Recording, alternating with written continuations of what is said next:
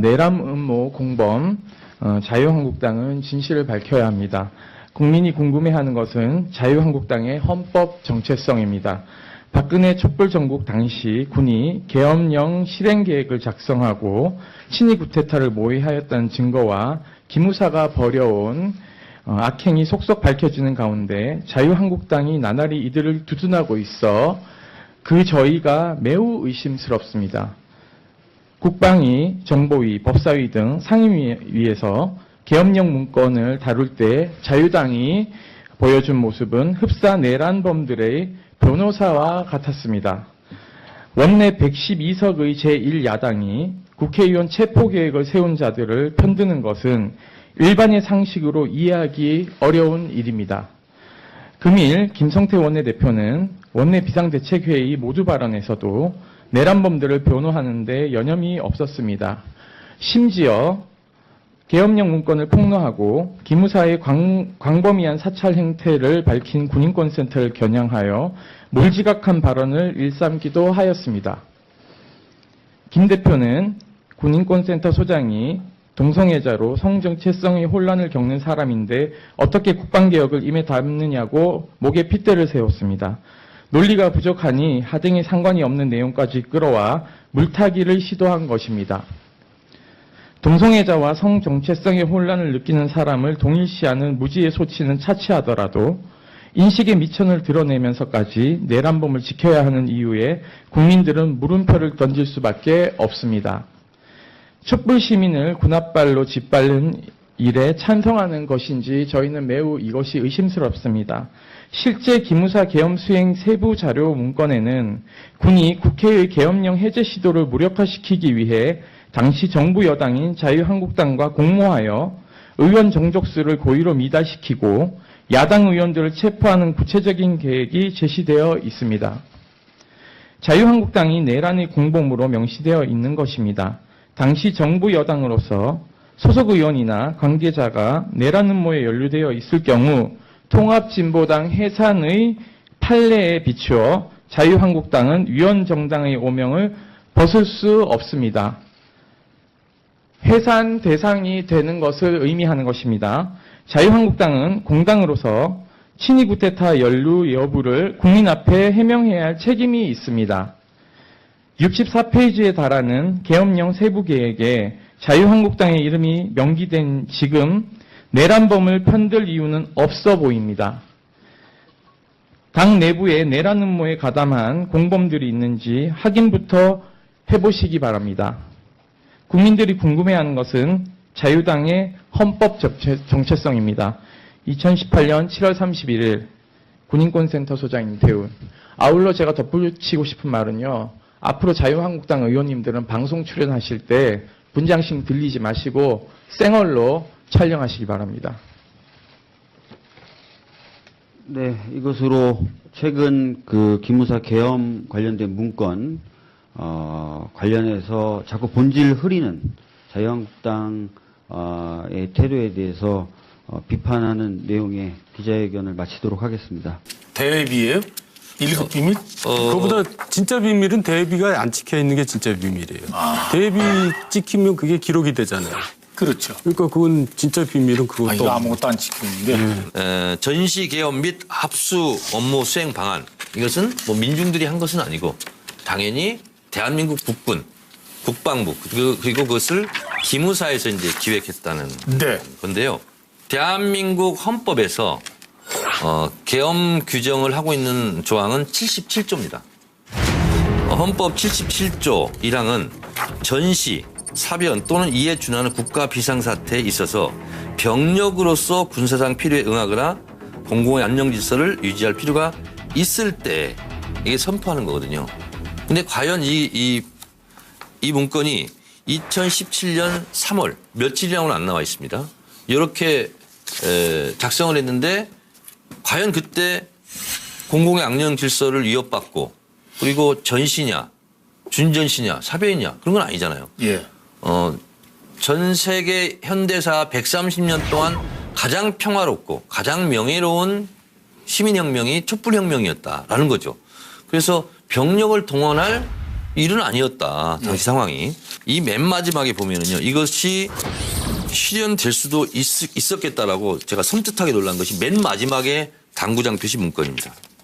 철저한 보안 대책 강구 하 임무 수행 준비에 만전을 기하겠음. 이 임무 수행에 만전을 기하겠다는 거예요. 다시 말해서 계엄을 하더라도 그 임무를 완벽하게 수행하겠다 하는 것이 마지막 문건이에요. 그래서 잘못했으면 이게 계엄령이 발동될 수도 있었겠다. 등골이 좀 오싹한데요. 그래서 제가 이것을 쭉 여러 번 정독을 해봤는데 우선 현상 진단이 잘못됐다라는 거예요. 그래서 여기 보면 되게 웃긴 게요. 박근혜 대통령이 그때 어느 무슨 인터뷰하면서 태극기 집회가 사람들이 더 많이 나왔다. 그런 적이 있어요. 그런 적 있었잖아요. 되게 웃겼잖아요. 말도 안 되는 얘기죠. 근데 여기는요. 촛불 집회 인원이 18차, 연인은 1,540여만 명이라고 하는데 태극기 집회가 몇 만이 나왔다고 했는지 알았어요, 여기서? 나도 그거 뭐 이상. 1,280만 명이 나왔다는 거예요. 15차에 걸쳐서. 이거 말도 안 되는 거예요, 이거. 그래서 이걸 이제 현상 진단이 저는 기본적으로 잘못됐다고 보는데 네.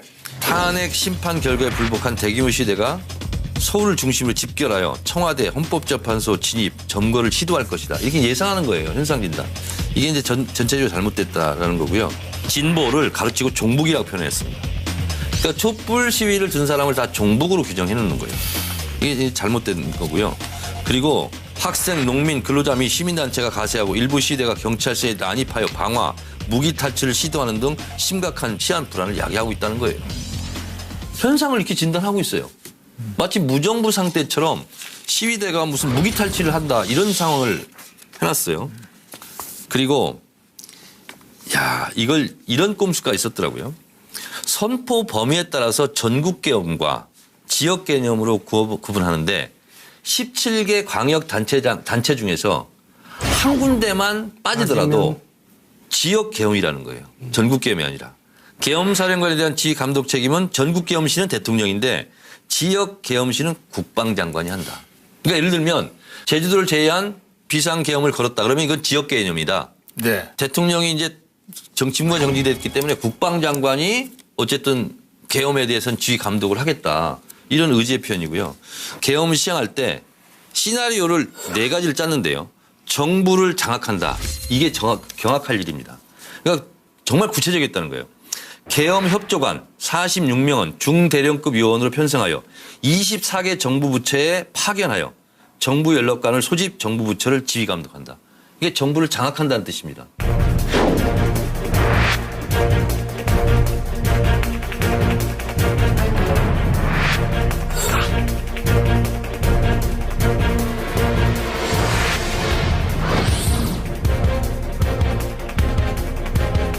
이렇게 해서요. 이게 완벽하게 시나리오로 준비되어 있고요. 제가 요거를 딱 준비하고 있는데 여기 방송국에 와서 언론에 잘 보도되지 않는 문건까지 제가 또 확보를 했습니다. 뭡니까? 이게 뭐냐면 통수권자 안위를 위한 군의 역할. 이게 통수권자가 누구겠어요? 당시 탄핵된 박근혜 대통령입니다. 그래서 국방부는 어떻게 하고 합참은 어떻게 하고 기무사는 어떻게 한다. 이게 국가를 위한 군이 아니라 정권을 위한 군이죠. 최악의 상황을 가정한 국민별 대응 방안. 하야 탄핵 시는 이렇게 해라. 대통령 유고사항 발생 시. 이것까지 구체적으로 다 짰어요. 시위대 청와대 점검 시도 시는 이렇게 해라. 계엄 선포 시는 이렇게 해라. 그거 보시면 나와 있어요. 그 다음엔 어떻게 한다는 거예요? 그 다음에 국가 운영을 어떻게 하겠다 그런 게 있나요? 저는 그래서 추론합니다. 여기에 따른 구체적인 시행 세칙, 구체적인 지침 이런 부분은 아직 나오지 않는데 그런 것도 있지 않을까라고 추론합니다. 군이 무슨 정치에 개입하는 건 있을 수가 없죠.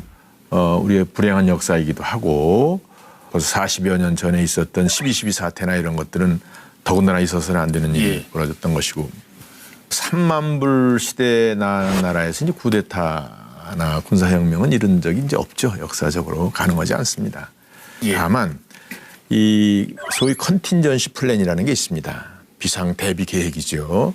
세월호도 그런 것이 컨틴전시 플랜이 있으면 그렇게 안 됐을 겁니다. 일이 잘못됐을 때 크게 와르르 될 수 있는 것을 사전에 방지하려면 어떤 그 방침적으로 그 체계적으로 그리고 조직적으로 공유가 돼야 된다. 저도 그때 기억이 나고 저희도 매일매일 광화문을 봤을 때죠.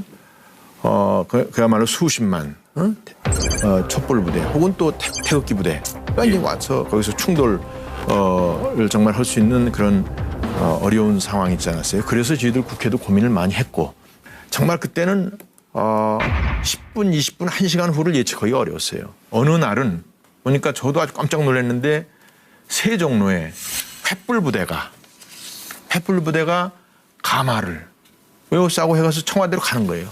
야, 어쨌든 그게 대통령입니다. 잘못되면은 북한이 가만히 있으라는 법이 또 어디 있습니까? 그러니까 그런 거를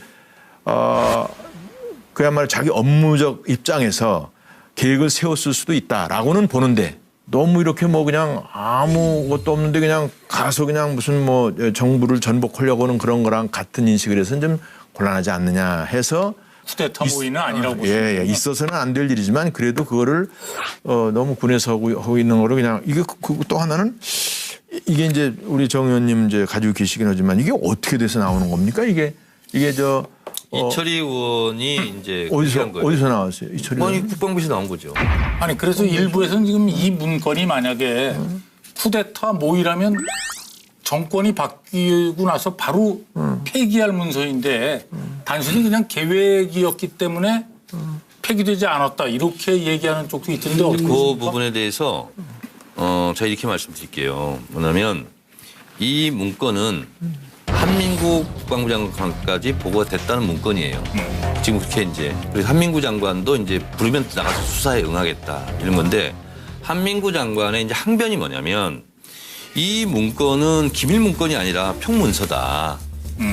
이렇게 중요한 문건을 왜 그러면 기밀 문서로 작성하지 않았겠냐. 근데 이런 거예요. 역으로 만약에 이것을 기밀 보안 문서로 작성했으면 거기에 올리는 대장 기록에 남는 거예요. 예. 그러면 그것이 더 적발되기가 쉽다는 거예요. 그래서 평문서로 그래서 작성했다. 저는 이거는 윗사람의 지시가 없으면 만들 수 없는 문건이라고 생각합니다. 제가 이제 국방위원장을 좀 한 덕분에 군에 대해서 조금은 이제 안다고 할 수 예, 있는데요. 지금 군에서는 이런 걸 감히 생각할 수가 없죠. 예. 실행 가능하지도 않고 국방부 장관이나 합참의장이 청문회 때 5.16이 구태타냐 혁명이냐 그러면 대답을 안 해요. 그거 얼버무립니다. 그 소신이 없어요. 그러니까 권력의 눈치를 보는 거죠. 실제로 또 청와대에서 군 인사를 다 합니다. 옛날엔 참모총장 같으면 어마어마했는데 지금 참모총장 아무것도 아닙니다. 인사도 못해요. 장성 인사도. 어쨌든 그런 마당에 다 권력의 눈치 보기 때문에 위에서 지시했을 것이다. 감히 이런 문건을 만들 간 큰 사람이 내가 볼 때는 없어요. 불가능해요. 네. 지금 어느 때인데 지시를 받았기 때문에 이게 만든 겁니다. 그리고 제 시나리오에 의하면은 제 생각에 의하면은 예. 한민구 장관이 지시를 하지 않았어요. 직접 지시를 했죠. 그럼 이게 누구의 지시로 의해서 이제 그 조사에서 밝혀지겠죠. 작성됐다고? 아니, 조사에 밝혀졌는데 네. 그 사람은 어떤 사람이냐면 이것만은 분명해요. 사고방식이 70년대, 80년대에 머물러 있는 사람이에요. 근데 우리가 70년대, 80년대에 머물러 있는 사람을 봤잖아요. 몇 분 떠오르긴 하네요. 떠오르잖아요. 예? 그러니까 그 사람은 그때 생각하고 이런 걸 지시를 한 겁니다. 그래서 저는 제발 자유한국당한테 저는 정말 간청하고 싶은 게 예. 저는 박근혜 정부, 이명박 정부에서 잘못한 일에 대해서는 변호할 필요가 없다고 생각합니다. 잘못한 일에 대해서 잘못하고 손을 끊어야지. 그걸 그냥 내 태생이 그렇다고 해서 변호하다 보면은 자유한국당은 영원히 앞으로 나가지 국민들로부터 못한다. 나가지를 못해요. 이게 이제 대한민국 국방부에서 낸 보도자료입니다. 이 기무사에서요. 세월호를 사찰을 했어요. 정치 관여 의혹 등을 확인하는 과정에서 기무사령부가 세월호 사건 당시 조직적으로 관여한 문건들을 발견하였습니다. 특별수사단은 세월호 민간인 사찰 의혹팀과 계엄령 문건팀으로 나누어 수사를 진행하게 됩니다. 수사 대상에는 기무사의 세월호 유적 사찰 의혹도 함께 포함됐습니다. 이 세월호가 사고 난 지 13일 만에 60명으로 TF를 구성해요. 이게 다 정보 활동입니다. 이게 민간인 영역이에요. 군에서 왜 이렇게 합니까? 군 기무사는 국군 내 국방부 내 감찰 정보 활동이에요. 그런데 세월호 그 유가족들에 대한 성향 분석까지 다 했어요. 뭐까지 했는지 아세요? 실종자 가족 및 가족 대책이 동향. 세월호 실종자 가족 대상 탐색 구조 종견 설득 방안. 이 나와 있고요. 그리고 또 뭐까지 했냐면요. 이게 기무사가 할 짓입니까? 단원교에도 기무 활동관이 배치되어 일일 보고를 했고요. 그리고 국회의원 동향까지 파악했습니다. 세월호 관련. 제가 한 가지 또 이것도 이제 변론은 아니지만 팩트만 또 말씀을 드리는 건데, 자 세월호 이렇게 하는 게 뭐 잘된 일이 아니죠. 그렇지만 이런 일이 과거서부터 있어 왔었다. 즉 이제 저도 이제 김대중 대통령이나 노무현 대통령 모시고 일을 했는데 그때도 다 우리가 기무사하고 협조를 했다는 건데, 그때는 어떻게 돼 있었느냐? 청와대에서 기무사, 국정원, 경찰 정보, 검찰 정보 이런 데 다 해서 동시에 정보를 받습니다. 대통령의 판단을 위해서 민정을 통해서든지 어디를 통해서든지 그랬던 하나의 그 당시의 시스템의 일환이고, 이것이 뭐 그냥 박근혜 대통령이 있을 때 바로 그냥 세월호만 이런 식으로 나쁜 일을 한 것은 아니다. 좋은 일은 아니지만 그런 일이 그동안에 있어 왔던 건데 전부 다 그걸 우리의 적폐로만 하는 것은 곤란하다. 의원님, 이건 분명히 하자고요. 국정원이 이런 일을 해도 안 됩니다. 국정원법 구조에 국내 정치 불개입이 명시되어 있어요. 아, 물론이죠. 국정원이 세월호를 사찰했어도 안 되는 일이고요. 아, 물론이죠. 더군다나 흥분하지 마시고. 내 얘기는 더군다나 그랬었다는 것이지 그게 잘했다는 게 아니에요. 잘했다는 게 아니란 차원이 아니라 불법이라는 거예요. 법에서 금지하고 있어요, 이걸. 아니, 그러니까 과거에 다 있어 아니, 왔던 과거 일인데. 그렇다 할지라도 지금은 엄연한 범법행위라니까요. 아, 이거 잘 됐다는 일은 아니에요. 어쨌든 잘 됐다는 일이. 뭐 모르겠습니다만 국방에 관련된 일이 아닌 다음에야 군이 나서면 안 되는 거 아닌가요? 그건 뭐 명백한 사실이고 예. 과거 정부가 뭐 그렇게 그러니까 이명박 박근혜 정부뿐만 아니라 과거 정부에서 그렇게 했는지 안 했는지 모르겠어요. 했을 가능성도 굉장히 높아요. 그렇지만 그렇다 그래서 이제 이명박 박근혜 정부가 면책되는 건 아니고요. 네. 그래서 저는 그걸 갖다가 굳이 뭐 변명할 필요가 없다고 생각합니다. 잘못한 건 잘못한 건데 지적을 하고 가자는 위에서 거고. 지시했을 것이다. 이건 분명히. 예, 그리고 하여간 어쨌든 이건 윗분 지시 없이는 불가능한 문건이라는 게 제 생각이고요. 예. 이 개헌 문건이 이제 나와서 그 후에 이제 벌어진 상황에 대해서는 몇 가지 의문점들이 있어요. 네. 일단 이 문건이 만들어지고 나서 국방부 장관이 보고를 받고 아무 조치를 취하지 않았어요. 지난 3월 기무사 문건을 보고받고도 별다른 조치를 하지 않은 송영무 국방부 장관에 대한 조사가 이뤄질 가능성도 있습니다.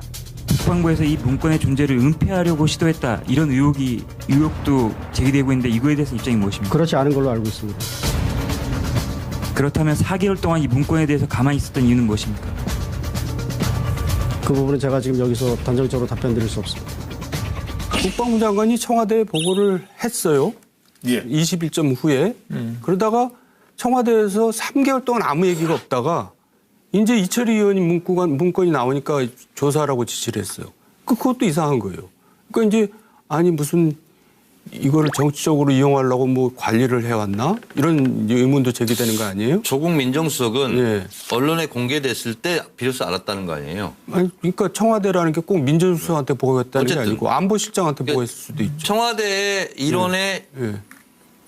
입장은 조국 민정수석이 처음 얘기한 거예요. 네. 그게 말을 했는데 저는 이제 이런 생각을 해요. 제가 이제 혼자 머릿속에 상상을 그려봤어요. 기무사 개혁 TF가 있어요.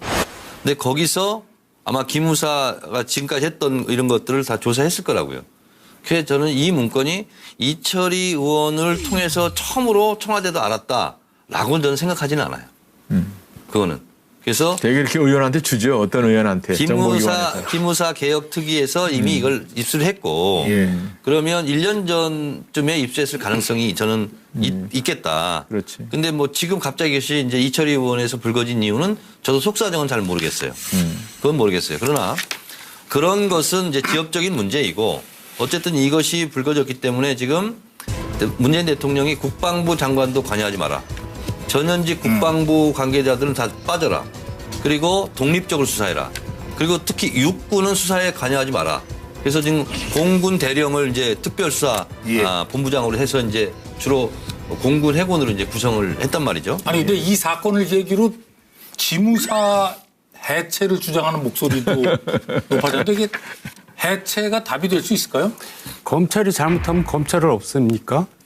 예전에 지난번에도 세월호 사건 때 해양경찰청 없앴잖아요. 그렇죠. 없애지 않고 딴 데 통합시켰지만은 다시 또 보고 그러니까 이제 굉장히 단세포적인 그러니까 우리나라가요. 굉장히 빨리 성장한 거예요. 경제만 네. 빠르게 성장한 게 아니라 전 사회 각 분야가 그러니까 2차 세계대전 후에 독립된 국가 중에서 우리만큼 정치 경제적으로 발달된 나라는 없어요. 그렇죠. 그러니까 이제 한 단계씩 저는 나간다고 보는 겁니다. 그러니까 이런 기회에 또 기무사가 정리가 되고 뭐 또 정리가 되고 그렇게 되는 거지 뭘 막 없애고 뭐 이래가지고 되겠어요. 알겠습니다.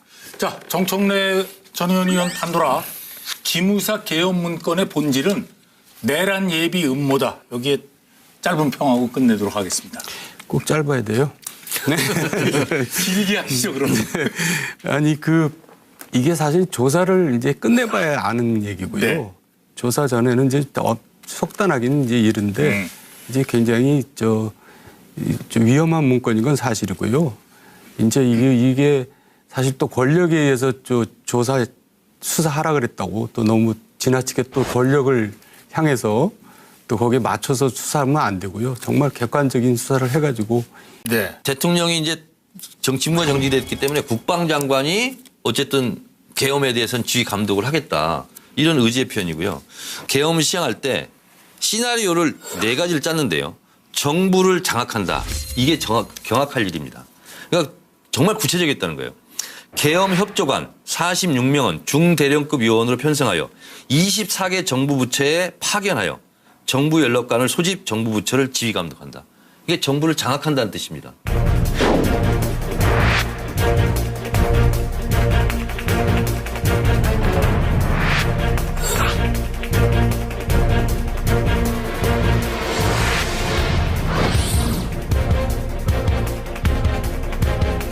이렇게 해서요. 이게 완벽하게 시나리오로 준비되어 있고요. 제가 요거를 딱 준비하고 있는데 여기 방송국에 와서 언론에 잘 보도되지 않는 문건까지 제가 또 확보를 했습니다. 뭡니까? 이게 뭐냐면 통수권자 안위를 위한 군의 역할. 이게 통수권자가 누구겠어요? 당시 탄핵된 박근혜 대통령입니다. 그래서 국방부는 어떻게 하고 합참은 어떻게 하고 기무사는 어떻게 한다. 이게 국가를 위한 군이 아니라 정권을 위한 군이죠. 최악의 상황을 가정한 국민별 대응 방안.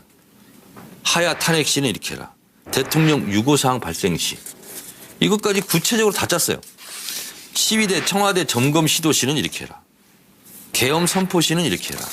그거 보시면 나와 있어요. 그 다음에는 어떻게 한다는 거예요? 그 다음에 국가 운영을 어떻게 하겠다 그런 게 있나요? 저는 그래서 추론합니다. 여기에 따른 구체적인 시행 세칙, 구체적인 지침 이런 부분은 아직 나오지 않는데 그런 것도 있지 않을까라고 추론합니다. 군이 무슨 정치에 개입하는 건 있을 수가 없죠. 우리의 불행한 역사이기도 하고 벌써 40여 년 전에 있었던 12.12 사태나 이런 것들은 더군다나 있어서는 안 되는 일이 벌어졌던 것이고 3만 불 시대에 나는 나라에서 이제 쿠데타나 군사혁명은 이런 적이 이제 없죠. 역사적으로 가능하지 않습니다. 다만 이 소위 컨틴전시 플랜이라는 게 있습니다. 비상 대비 계획이죠. 세월호도 그런 것이 컨틴전시 플랜이 있으면 그렇게 안 됐을 겁니다. 일이 잘못됐을 때 크게 와르르 될 수 있는 것을 사전에 방지하려면 어떤 그 방침적으로 그 체계적으로 그리고 조직적으로 공유가 돼야 된다. 저도 그때 기억이 나고 저희들도 매일매일 광화문을 봤을 때죠. 그야말로 수십만 촛불부대 혹은 또 태극기 부대가 이제 와서 거기서 충돌을 정말 할 수 있는 그런 어려운 상황이 있지 않았어요. 그래서 저희들 국회도 고민을 많이 했고 정말 그때는 10분, 20분, 1시간 후를 예측하기 어려웠어요. 어느 날은 보니까 저도 아주 깜짝 놀랐는데 세 종로에 횃불 부대가 가마를 싸고 해가서 청와대로 가는 거예요. 야, 어쨌든 그게 대통령입니다. 잘못되면은 북한이 가만히 있으라는 법이 또 어디 있습니까? 그러니까 그런 거를 그야말로 자기 업무적 입장에서 계획을 세웠을 수도 있다라고는 보는데 너무 이렇게 뭐 그냥 아무것도 없는데 그냥 가서 그냥 무슨 뭐 정부를 전복하려고 하는 그런 거랑 같은 인식을 해서는 좀 곤란하지 않느냐 해서 쿠데타 모의는 아니라고 보시는군요. 예, 있어서는 안 될 일이지만 그래도 그거를 내란 음모 공범 자유한국당은 진실을 밝혀야 합니다. 국민이 궁금해하는 것은 자유한국당의 헌법 정체성입니다. 박근혜 촛불정국 당시 군이 계엄령 실행 계획을 작성하고 친위 구테타를 모의하였다는 증거와 기무사가 벌여온 악행이 속속 밝혀지는 가운데 자유한국당이 나날이 이들을 두둔하고 있어 그 저희가 매우 의심스럽습니다. 국방위, 정보위, 법사위 등 상임위에서 계엄령 문건을 다룰 때 자유당이 보여준 모습은 흡사 내란범들의 변호사와 같았습니다. 원내 112석의 제1야당이 국회의원 체포계획을 세운 자들을 편드는 것은 일반의 상식으로 이해하기 어려운 일입니다. 금일 김성태 원내대표는 원내 비상대책회의 모두 발언에서도 내란범들을 변호하는 데 여념이 없었습니다. 심지어 계엄령 문건을 폭로하고 기무사의 광범위한 사찰 행태를 밝힌 군인권센터를 겨냥하여 몰지각한 발언을 일삼기도 하였습니다. 김 대표는 군인권센터 소장이 동성애자로 성정체성의 혼란을 겪는 사람인데 어떻게 국방개혁을 임에 담느냐고 목에 핏대를 세웠습니다. 논리가 부족하니 하등에 상관이 없는 내용까지 끌어와 물타기를 시도한 것입니다. 동성애자와 성정체성의 혼란을 느끼는 사람을 동일시하는 무지의 소치는 차치하더라도 인식의 미천을 드러내면서까지 내란범을 지켜야 하는 이유에 국민들은 물음표를 던질 수밖에 없습니다. 촛불 시민을 군홧발로 짓밟는 일에 찬성하는 것인지 저희는 매우 이것이 의심스럽습니다. 실제 기무사 계엄 수행 세부 자료 문건에는 군이 국회의 계엄령 해제 시도를 무력화시키기 위해 당시 정부 여당인 자유한국당과 공모하여 의원 정족수를 고의로 미달시키고 야당 의원들을 체포하는 구체적인 계획이 제시되어 있습니다. 자유한국당이 내란의 공범으로 명시되어 있는 것입니다. 당시 정부 여당으로서 소속 의원이나 관계자가 내란 음모에 연루되어 있을 경우 통합진보당 해산의 판례에 비추어 자유한국당은 위원정당의 오명을 벗을 수 없습니다. 해산 대상이 되는 것을 의미하는 것입니다.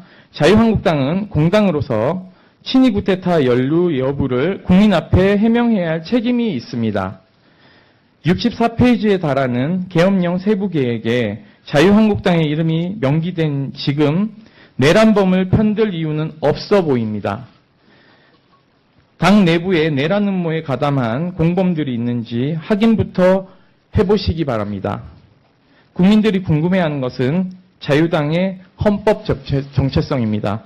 2018년 7월 31일 군인권센터 소장 임태훈. 아울러 제가 덧붙이고 싶은 말은요. 앞으로 자유한국당 의원님들은 방송 출연하실 때 분장식 들리지 마시고 생얼로 촬영하시기 바랍니다.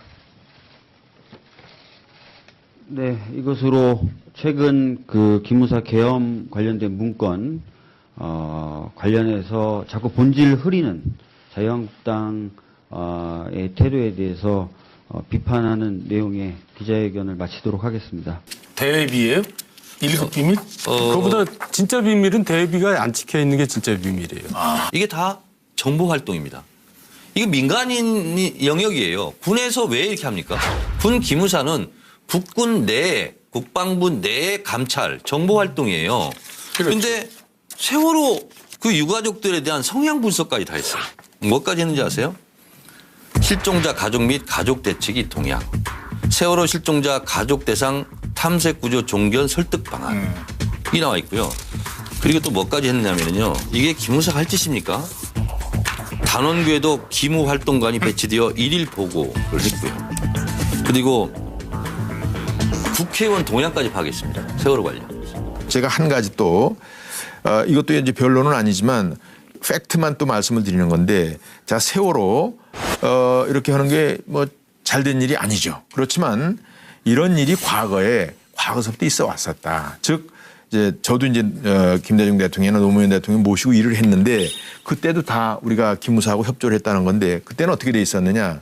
청와대에서 기무사, 국정원, 경찰 정보, 검찰 정보 이런 데 다 해서 동시에 정보를 받습니다. 대통령의 판단을 위해서 민정을 통해서든지 어디를 통해서든지 그랬던 하나의 그 당시의 시스템의 일환이고 이것이 그냥 박근혜 대통령이 있을 때 바로 그냥 세월호만 이런 식으로 나쁜 일을 한 것은 아니다. 좋은 일은 아니지만 그런 일이 그동안에 있어 왔던 건데 전부 다 그걸 우리의 적폐로만 하는 것은 곤란하다. 의원님, 이건 분명히 하자고요. 국정원이 이런 일을 해도 안 됩니다. 국정원법 구조에 국내 정치 불개입이 명시되어 있어요. 물론이죠. 국정원이 세월호를 사찰했어도 안 되는 일이고요. 물론이죠. 더군다나 흥분하지 마시고. 내 얘기는 더군다나 그랬었다는 것이지 그게 잘했다는 게 아니에요. 잘했다는 게 아니란 차원이 아니라 불법이라는 거예요. 법에서 금지하고 있어요, 이거. 그러니까 과거에 다 있어 왔던 과거 일인데. 그렇다 할지라도 지금은 엄연한 범법행위라니까요. 이거 잘 됐다는 일은 아니에요. 어쨌든 잘 됐다는 일이. 모르겠습니다만 국방에 관련된 일이 아닌 다음에야 군이 나서면 안 되는 거 아닌가요? 그건 뭐 명백한 사실이고 예. 과거 정부가 그렇게 그러니까 이명박 박근혜 정부뿐만 아니라 과거 정부에서 그렇게 했는지 안 했는지 모르겠어요. 했을 가능성도 굉장히 높아요. 그렇지만 그렇다 그래서 이제 이명박 박근혜 정부가 면책되는 건 아니고요. 네. 그래서 저는 그걸 갖다가 굳이 변명할 필요가 없다고 생각합니다. 잘못한 건 잘못한 건데 지적을 하고 가자는 위에서 거고. 지시했을 것이다. 이건 분명히. 예, 그리고 하여간 어쨌든 이건 윗분 지시 없이는 불가능한 문건이라는 게 제 생각이고요. 예.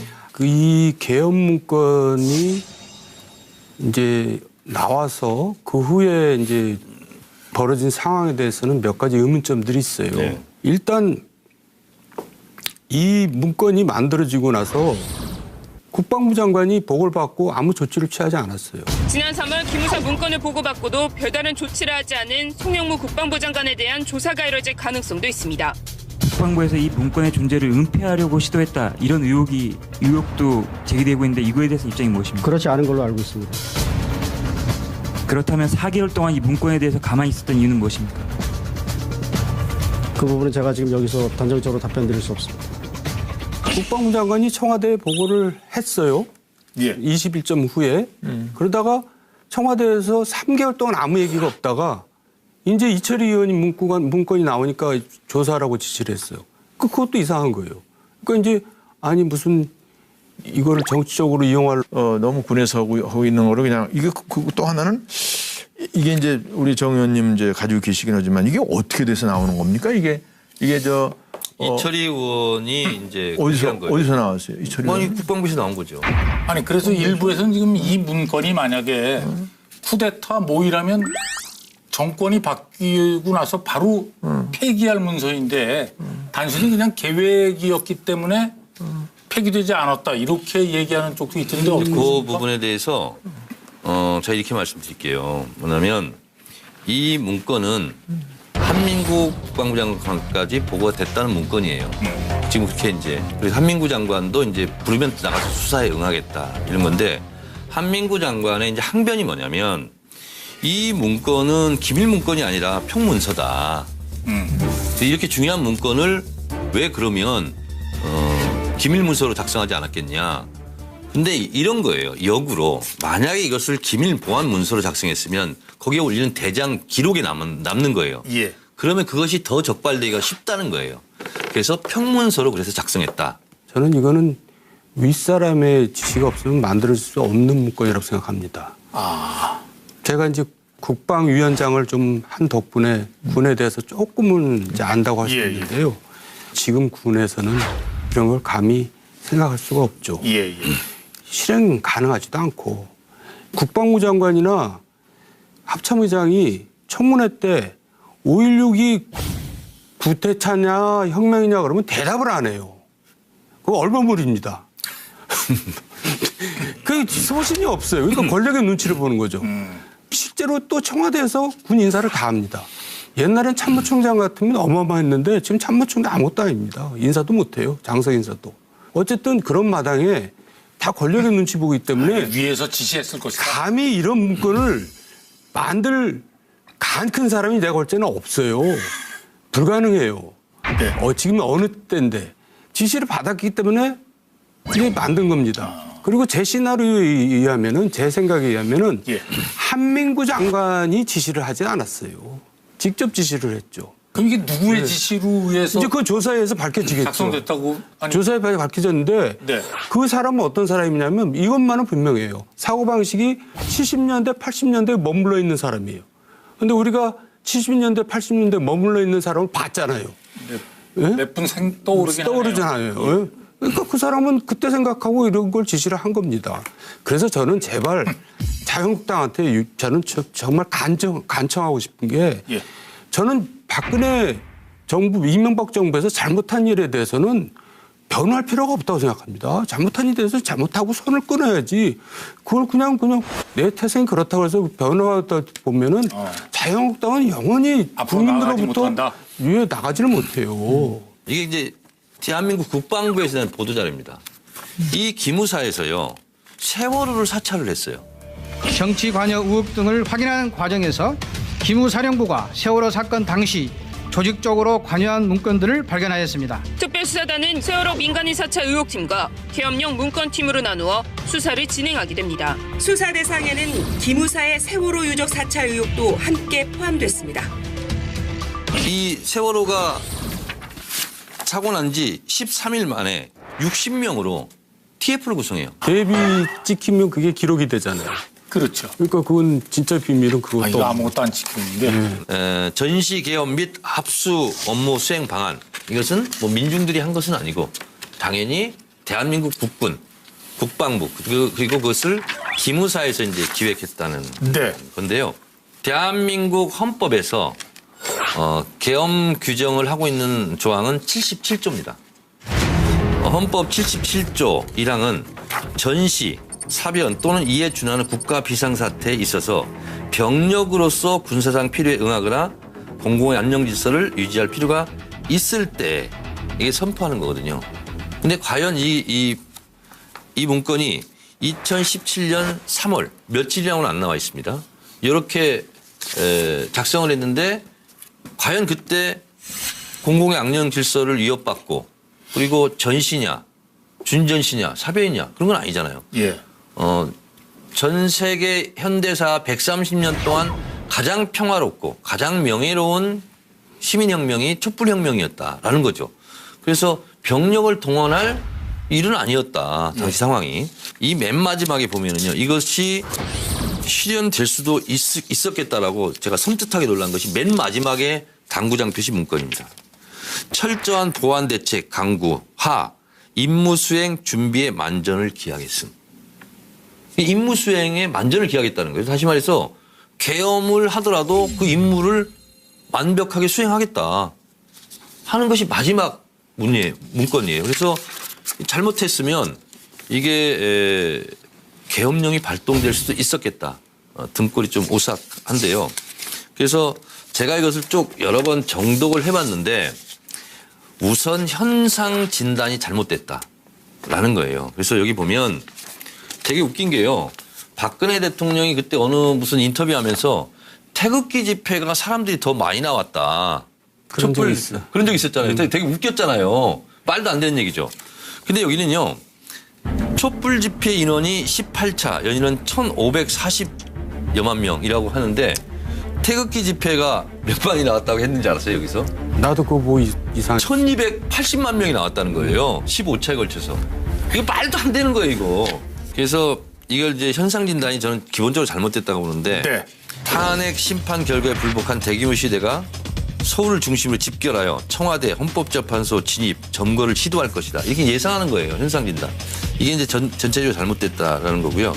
진보를 가르치고 종북이라고 표현했습니다. 그러니까 촛불 시위를 든 사람을 다 종북으로 규정해 놓는 거예요. 이게 잘못된 거고요. 그리고 학생, 농민, 근로자 및 시민단체가 가세하고 일부 시대가 경찰서에 난입하여 방화, 무기 탈취를 시도하는 등 심각한 치안 불안을 야기하고 있다는 거예요. 현상을 이렇게 진단하고 있어요. 마치 무정부 상태처럼 시위대가 무슨 무기 탈취를 한다 이런 상황을 해놨어요. 그리고 이런 꼼수가 있었더라고요. 선포 범위에 따라서 전국 계엄과 지역 개념으로 구분하는데 17개 광역 단체 중에서 한 군데만 빠지더라도 지역 계엄이라는 거예요. 전국 계엄이 아니라. 계엄사령관에 대한 지휘 감독 책임은 전국 계엄시는 대통령인데 지역 계엄시는 국방장관이 한다. 그러니까 예를 들면 제주도를 제외한 비상 계엄을 걸었다 그러면 이건 지역 개념이다.